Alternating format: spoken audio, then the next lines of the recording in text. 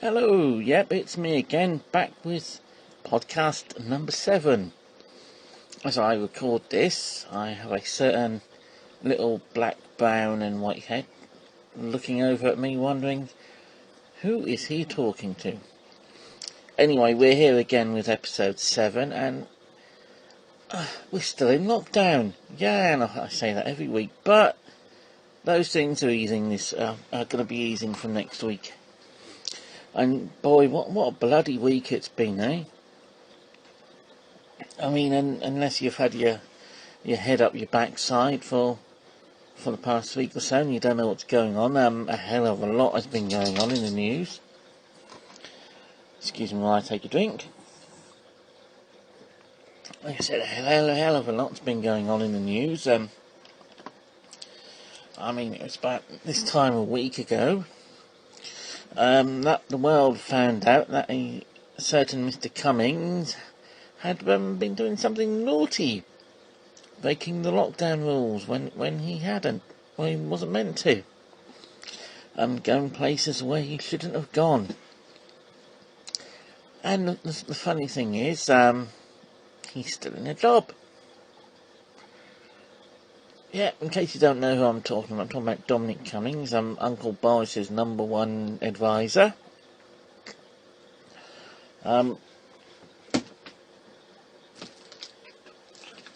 Excuse me, my voice is still going a little bit. Like I said, Dominic Cummings, Boris Johnson's number one advisor, drove his family 250 plus miles from London to the family home in Durham so they could self-isolate and so someone could look after his kids if both him and his missus became too ill. Now I'm not going to go into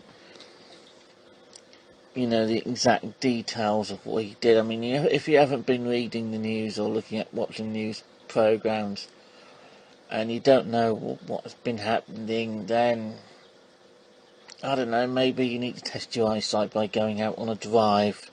About 60-mile round trip normally does it. But anyway, did he do the right thing? And should he have kept his job? Well, I'm going to be completely honest with you. I don't think he still should be in his job. I really don't. I mean, apparently he in his job he had a role in drafting the lockdown rules a few months back now, telling us what we should and shouldn't do, where we could go and where we couldn't go. And you're not telling me he couldn't sort out in London what he sorted out in Durham. But the government has been standing by him, and especially Boris Johnson. And Boris won't sack him and he won't resign. And the thing is, I watched that lengthy news briefing thing he did, where he was sitting in that nice garden at the back of number 10 in that very nice weather, answering the questions from the heavy hitters from the various television channels and newspapers. And just didn't seem to show any remorse for what he'd done. It's like he couldn't admit that he'd done something wrong, even though it's pretty obvious to everyone watching and, just by reading the rules, that he had done something wrong. But like I said, it's been a week now, he's still in his job. And, the government is supporting him. But I think the amazing thing about this is the complete turnaround that a lot of the people have in their views of Boris Johnson. I mean, when he was taken ill and he was in intensive care with the virus, the entire country, well, most of them anyway, apart from the councillor who were posting on Twitter about it, they were saying, But basically they were sort of like all wishing him well and all that. Which was a complete turnaround in itself from just a few weeks before, because with the whole Brexit thing, a lot of people thought he was a complete buffoon. Then when he got ill, we thought, get well soon, mate, blah, blah, blah, blah, blah. And now we think he's an idiot again. That he should have done the honourable thing and got rid of Mr. Cummings. And, the attitude of some of the government was pretty evident in the daily press briefings, because basically, a reporter would ask a question, the question would get asked, and normally whoever was holding the briefing would say, so blah blah blah blah blah, do you want to follow up on that question? And they would follow up on that question. They'd be allowed to, another question. But as soon as Boris started doing them again, from last Sunday, I think it was, when the story was really, really big, the report would ask the question. It would normally be about what Dominic Cummings had done. Boris would answer the question and then cut the reporter off immediately. And that went on for a few days, and that didn't really stop until today, till this evening's briefing. Like I said, I'm recording this on the Friday evening. It's the 29th of May. Chancellor of the Exchequer, Mr. Sunak, did the briefing, and he allowed all the reporters a second question. And then there was the interesting thing about the when Boris basically wasn't allowing the science guys to answer any questions about what Mr. Cummings had done. But I might be the only one thinking this. I'm probably not, and I hope I'm not. But it seems like the government are trying to cover over what Cummings did by releasing various news stories in their briefings. Excuse me again while I have another drink. By releasing various stories in their briefings about the easing of lockdown restrictions. And, I'm kind of in two minds about whether it's a good idea to do it now. It's nice to slowly ease our way back to normality. But I walk into town and I still see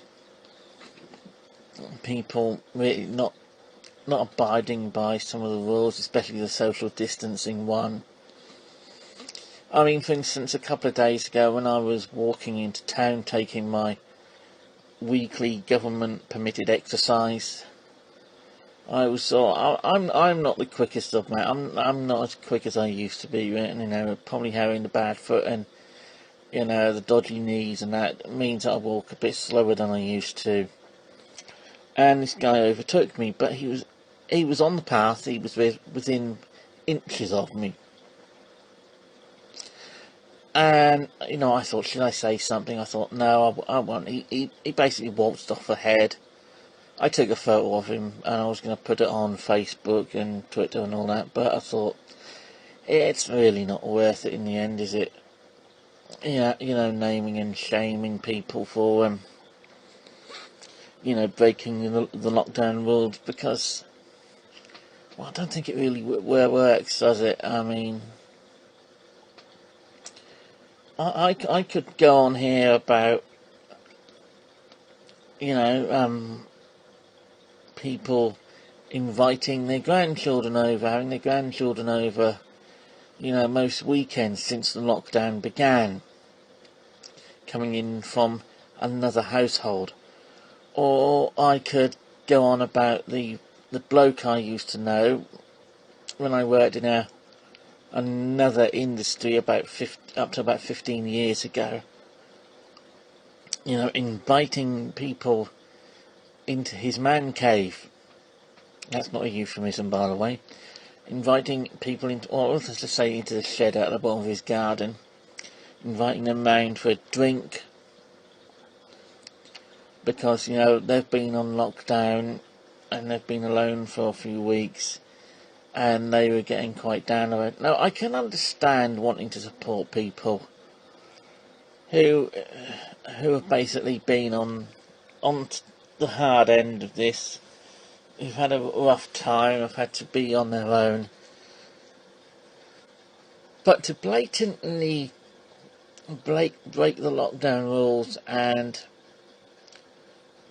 post about it on Facebook and Twitter, post photos of it, post photos of yourself standing just a couple of inches away from your mate, and you've got your kids with you, you know, obviously not abiding by the social distancing rules, and then putting it on social media for all to see.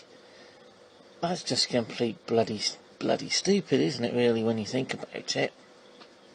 It really is.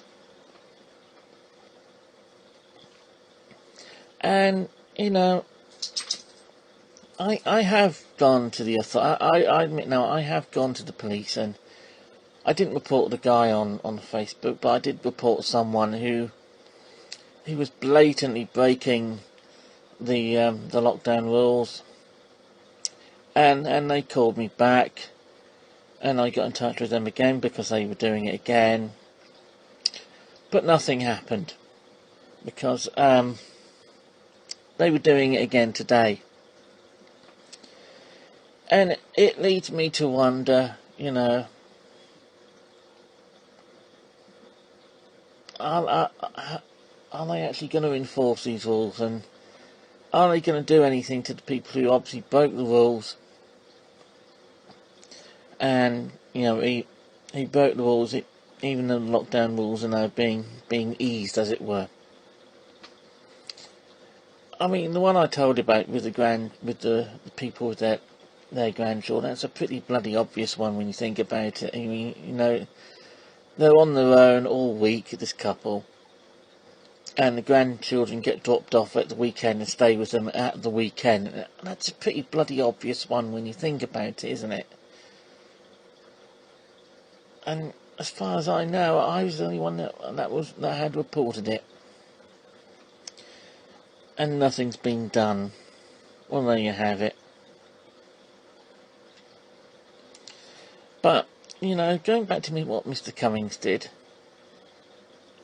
you know, it was interesting to read what some people were saying on social media about it. I mean, some of you came out with some bloody brilliant jokes. You know, I tip my hat to guys like Mr. Lineker, Mr. Booker. That's Alex, not a Gary Booker, or Charlie Booker for that matter. You know, you made some pretty nice comments on Twitter, and, you know, I have to admit that whole eyesight thing was quite daft, really, you know. But then I saw, you know, again, some people I used to know and what they'd posted on Twitter. You know, funnily enough, one guy connected to the previous guy I was telling you about, who invited his friend around to his house. You know, this guy's pretty much die-in-the-wool Tory. You know, the Tories can do anything, and, you know, it doesn't matter what they've done, they're always in the right. You know, he's another one of these. The guy who posted his undying or unconditional support for Mr. Cummings and for Mr. Johnson. You know, he's another one of these people who can't admit that he's done anything wrong, or that he might be wrong about something. You know, he's always in the right. Well, you know, as I said, Mr. Cummings has still got his very highly paid job, and Mr. Johnson has asked us to move on as a country because we're slowly easing towards the end of lockdown. But that's the thing, I don't think the country can move on because of what Cummings did. You know, I'm aware that what I'm about to say may seem a bit daft, may seem a bit stupid, but the problem was that what Dominic Cummings did had frankly overshadowed everything that the government had done, all the good that they had done, and they, you know, they have been held to account for some of the crap that they've done during this lockdown, and the opinion of people in the government, particularly the Prime Minister, has changed because of this. But the problem was that Dominic Cummings, what he'd done had overshadowed everything that the government had done. That no matter what the government announced, the questions always went back about him. He had overshadowed everything. He had become the story.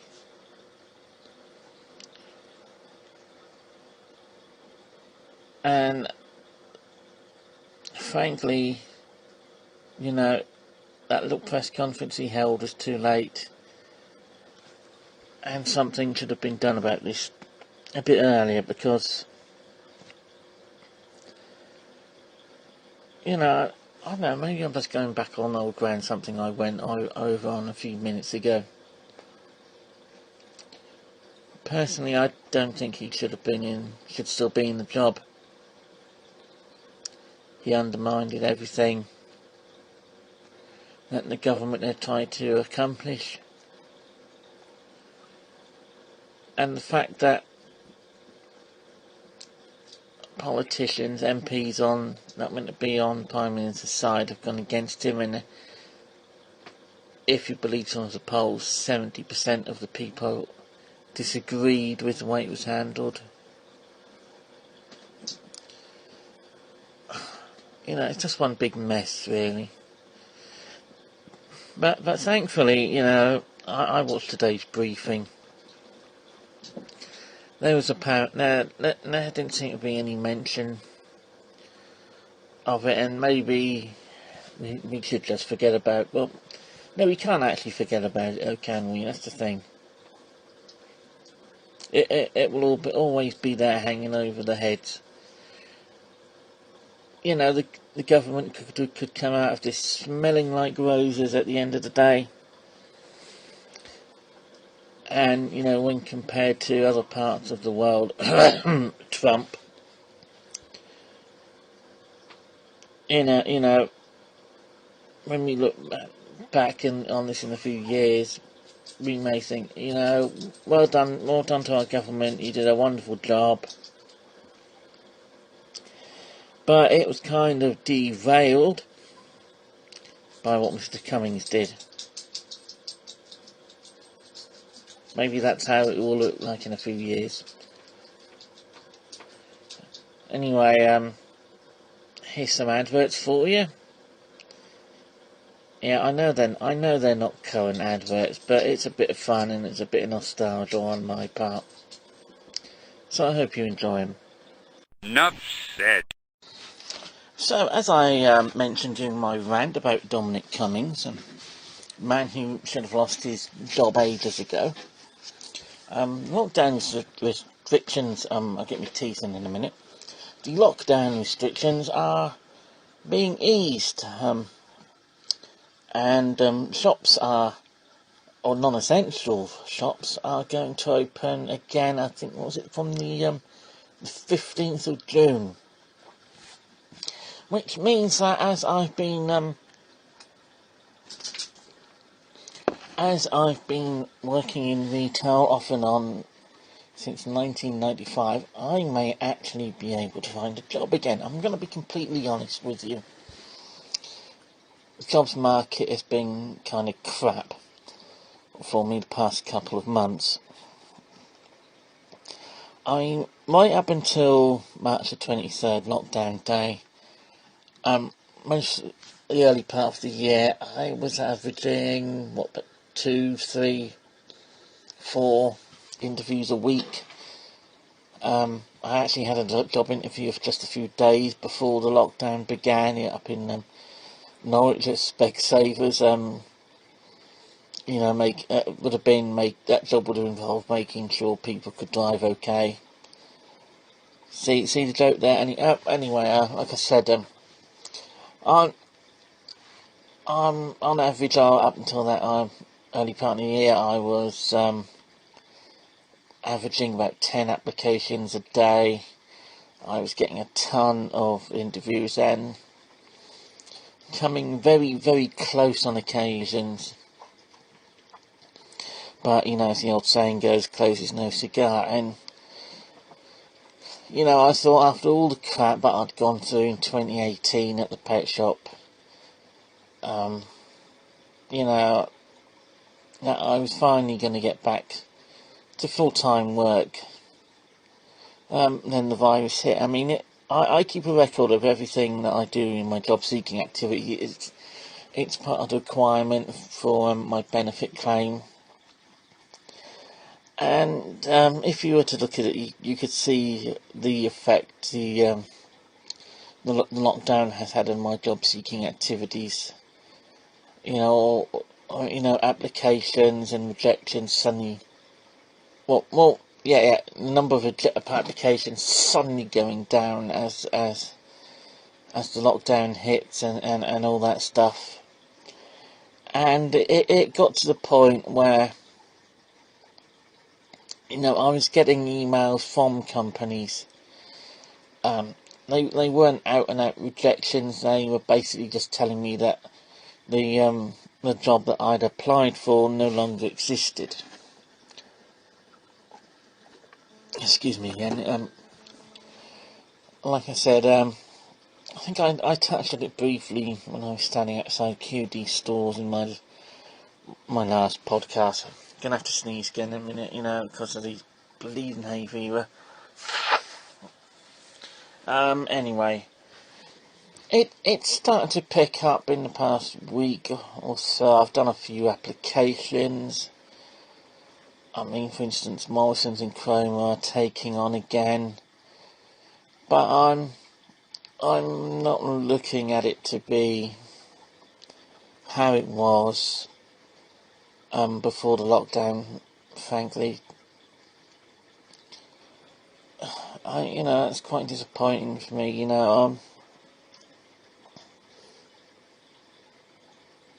Yeah, I know, you got a bit of dead air there, haven't you? Because I was stuck about what to say. Because, I'm not one of these people who likes being unemployed.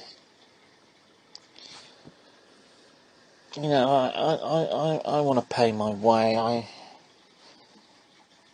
want to earn a bit of money and do things that I've been wanting to do for years. But I haven't been able to do them due to periods of unemployment. And as far as that goes, like I said, that part of the lockdown kind of hit my job hunting activities really hard. I'm hoping it's going to pick up soon, but let's be honest. I think I'm going to be unemployed for a while longer yet, because like I said, my speciality is retail.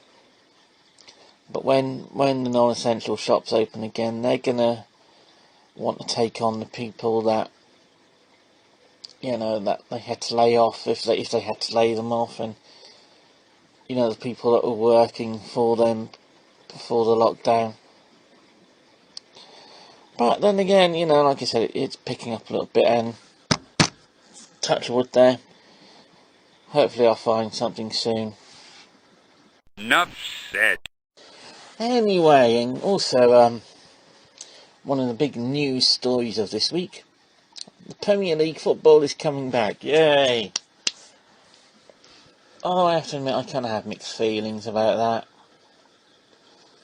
Around Europe, some leagues have ended already. They've called the league, and they've decided that not to go on with the current season.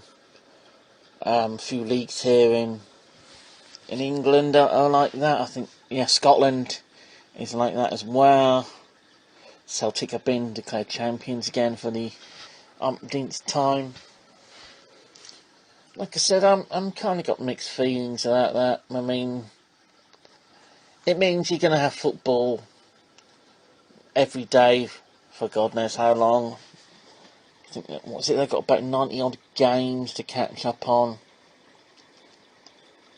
and all the crowds won't be there. Every game will be played behind closed doors, and all the games will apparently be televised, which I know will please some people. Do I really want to see that though? I'm not sure. Like I said, I'm not sure. I mean, let's face it, I'm a Norwich City fan, and when the league was halted, they were bottom of the league, and I think they're going to go down again. And I suppose, in a way, if they are going to go down,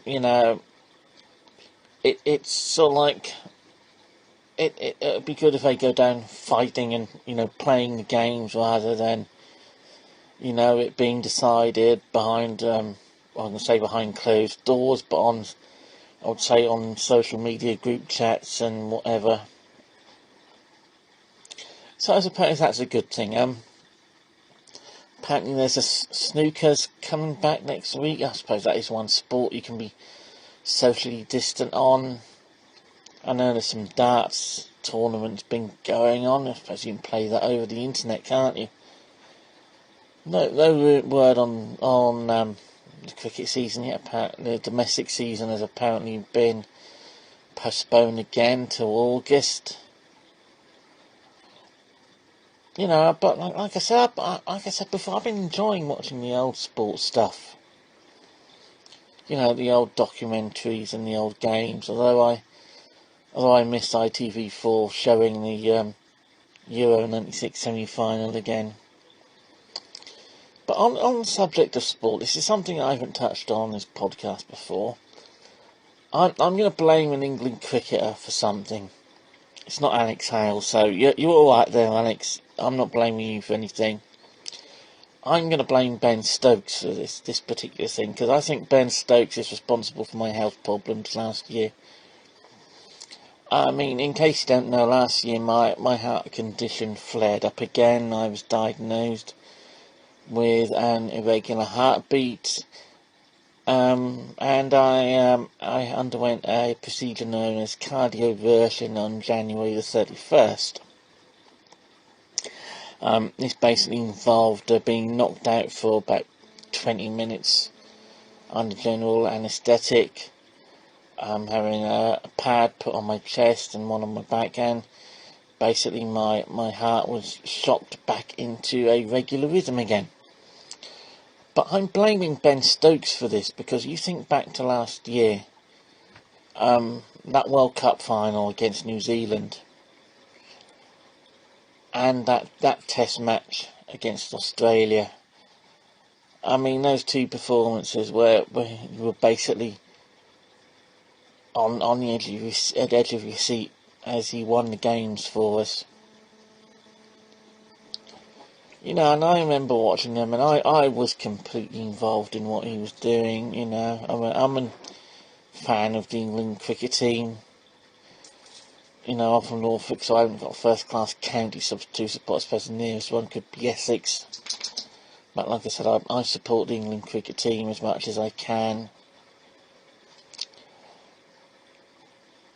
And, old Mr. Stokes, he did give us a few heart-stopping moments, as it were, so maybe Ben Stokes is responsible for the health problems that I've had in recent months. So I remember joking about that with one of the nurses who was treating me a few months ago. So maybe not watching sport has been sort of like good for me, my health. At least watching some old football games and old cricket matches and all that. I know the result. I know what's going to happen. But like I said, maybe when sport finally returns, my health may take a turn for the worse again. Hopefully it won't. I'm touching wood again. We'll be right back after these important messages. Let's all go to the lobby. Let's all go to the lobby. Let's all go to the lobby to get ourselves a treat. Delicious things to eat. The popcorn can't be beat. The sparkling drinks are just dandy. The chocolate bars and the candy. So let's all go to the lobby to get ourselves a treat. Let's all go to the lobby to get ourselves a treat.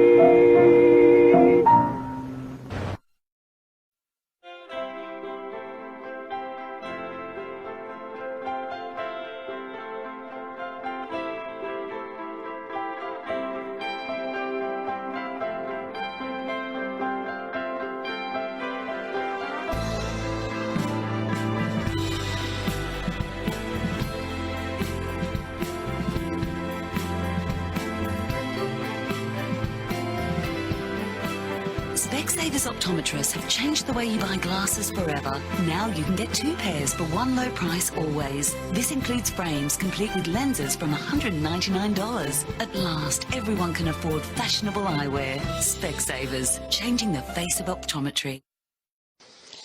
Anyway, that's your lot for episode 7. Yeah, you've had about half an hour out of me. I suppose that's not too bad. Mainly about 20 minutes of me saying that Dominic Cummings is a bit of a twat. But then again, you probably heard that a hell of a lot, especially if, like me, you've just watched Have I Got News For You. Nice words there, Mr. Hislop. Don't get too overexcited. As I've said before, lockdown is easing. I'll probably be doing another one of my outside broadcast things, when the shops have reopened. Basically wander around Chrome again, seeing how things are getting on.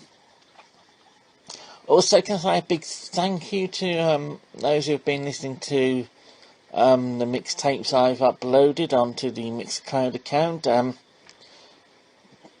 haven't been getting many hits, but I hope you've been enjoying them. I really like putting the last one together. The music of the Goons.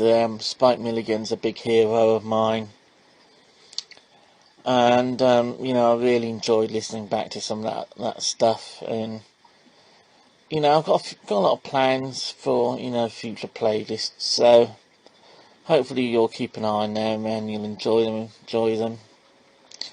Anyway, don't forget to keep an eye on my blog at twoshedsreview.blogspot.com. Like I said, I don't write as much on there as I used to. Maybe I thought I would, during the lockdown, but, the podcast has kind of taken over. So, keep an eye on that. There's still tons of other old stuff you can read and all that, and maybe provide a bit of feedback for that, and maybe for the blog, for the podcast as well. Anyway, I hope you stay safe and all that. Look after yourself, and here's to episode 8. Bye.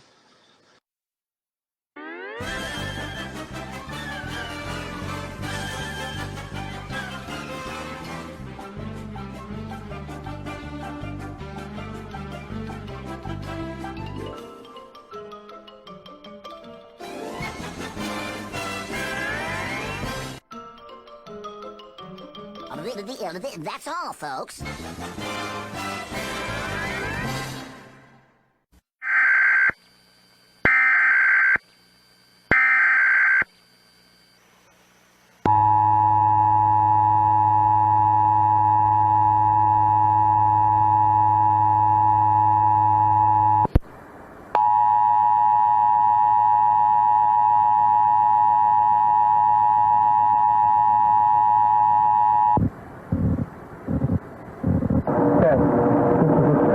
Required monthly test of the emergency alert system originating from the Pennsylvania Emergency Management Agency, Harrisburg.